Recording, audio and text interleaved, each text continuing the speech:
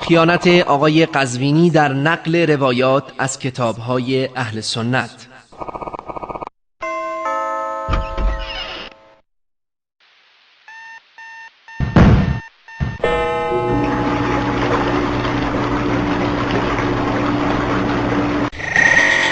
یکی از این آیان در شبکه‌های وهابی گفتن آیه تحریم شرب خمر بنا به درخواست جناب عمر صادر شده.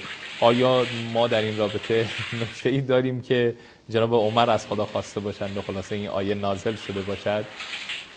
والا اینش رو ما نمیدانیم چه هست، ولی اونی که مطرحه این که آیه خمر بعد از اینکه عمر و تعدادی از افراد اینها شراب خوردن و برای شما عرض کنم نسبت به مقتولین بدر، کشته شده های بدر، اینها مطالبی رو بیان کردن، اینها دیگه در کتاب های معتبر اهل سنت آمده. آقایان میتونن مراجعه کنن فتح الباری جلد 10 صفحه 30 باب برایشان نزول تحریم الخمر، اونجا حدود 9 نفر رو نام میبره که ابو عبیده جراح و ابو طلحه و عمر ابن الخطاب جز اون کسانی است که شراب خوردند و مست کردند و در کفاری که در بدر کشته شده بودند برای اونها مدیح سرائی کردند.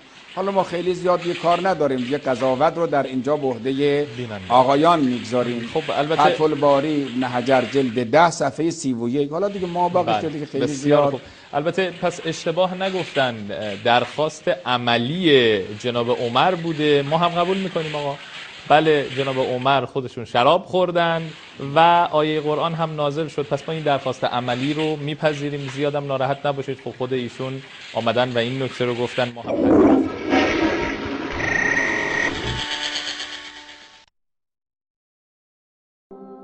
بینندگان گرامی، آقای قزوینی طبق معمول با خیانت در نقل روایات از کتب اهل سنت از هر گونه مغلطه، تلبیس و دروغ استفاده می کند و می خواهد عوام فریبی نموده تا عقاید خیش را برای مردم صحیح جلوه دهد. چنان که شما در این کلیپ مشاهده نمودید، روایتی را از فتح الباری نقل کرده و به آن چیزی می افزاید که اصلا وجود ندارد. ابن حجر رحمت الله علیه در کتاب فتح الباری شرح صحیح البخاری در باب نزل تحریم الخمر در شرح حدیث 5582 روایتی از انس بن مالک رضی الله عنه نقل می کند که نص عربی آن چنین است: عن انس رضی الله عنه كنت اسقي ابا عبیدة وأبي بن كعب وسهيل بن بيضاء ونفرا من الصحابة عند أبي طلحة. انس رضی الله عنه میگوید که من در خانه ابو طلحه قبل از تحریم خمر برای ابو عبیده و ابی بن کعب و سهیل بن بیضا و چند صحابه دیگر شراب تقدیم می نمودم. و بعد از آن نقل می کند: ومن المستغربات ما أورده ابن مردويه في تفسيره من طريق عيسى بن طهمان عن أنس أن أبا بكر وعمر كانا فيهم وهو منكر مع نظافة سنده وما أظنه إلا غلطا. و از عجایبی که ابن مردویه در تفسیر خود از عیسی بن طهمان از انس روایت می کند این است که ابوبکر و عمر هم جزو کسانی بودند که به ایشان شراب داده می شد. این روایت با وجود بی‌آلایش بودن سندش غریب و منکر بوده و بدون تردید این روایت اشتباه می باشد. و در آخر روایت انس رضی الله عنه می فرماید: فدخل علينا رجل من المسلمين فقال قد نزل تحریم الخمر. مردی از مسلمانان نزد ما آمد و گفت که آیه تحریم خمر نازل شده است.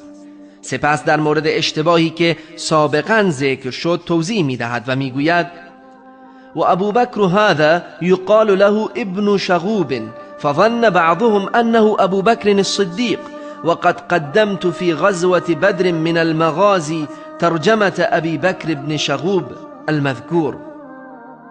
و مراد از ابوبکری که در روایت ابن مردویه ذکر شده ابوبکر ابن شغوب است که بعضی ها گمان می‌کردند که او ابوبکر صدیق رضی الله عنه می باشد و بیوگرافی ابوبکر ابن شغوب در کتاب مغازی واقعی غزوه بدر سابقاً ذکر نمودم.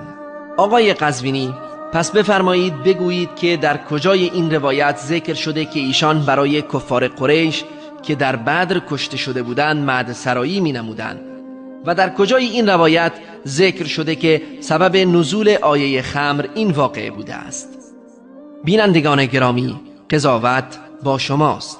اما آنچه مجری این برنامه به آن اشاره می کند که اهل سنت معتقدند آیه تحریم خمر به خواست عمر رضی الله عنه نازل شده، این واقعه را امام ابو داود در کتاب سنن خیش و امام ترمذی در کتاب جامع خیش و امام نسائی در کتاب سنن و همچنین امام احمد در کتاب المسند خیش و امام حاکم در المستدرک خیش و دیگر اصحاب حدیث روایت نمودند که نص آن چنین است: لما نزل تحریم الخمر قال عمر اللهم بين لنا في الخمر بيانا شفاء فنزلت الآية التي في البقرة يسألونك عن الخمر والميسر قل فيهما إثم كبير قال فدعي عمر فقرأت عليه قال اللهم بين لنا في الخمر بيانا شفاء فنزلت الآية التي في النساء يا أيها الذين آمنوا لا تقربوا الصلاة وأنتم سكارى فكان منادي رسول الله صلى الله عليه وسلم إذا أقيمت الصلاة ينادي ألا لا يقربن الصلاة سكران فدعي عمر فقرأت عليه فقال اللهم بين لنا في الخمر بيانا شفاء فنزلت هذه الآية فهل أنتم منتهون؟ قال عمر انتهینا. وقتی که آیه اول تحریم خمر نازل شد، امام عمر رضی الله عنه از الله متعال خواستند که در مورد خمر بیانی شافی و کافی بفرماید تا که آیه دوم و سوم نازل شد و بعد از نزول هر آیه امام عمر رضی الله عنه همان مقوله خیش را تکرار می نمودند تا که آیه چهارم و آخرین آیه نازل شد. پس فرمودند ما مسلمانان از این کار دست کشیدیم.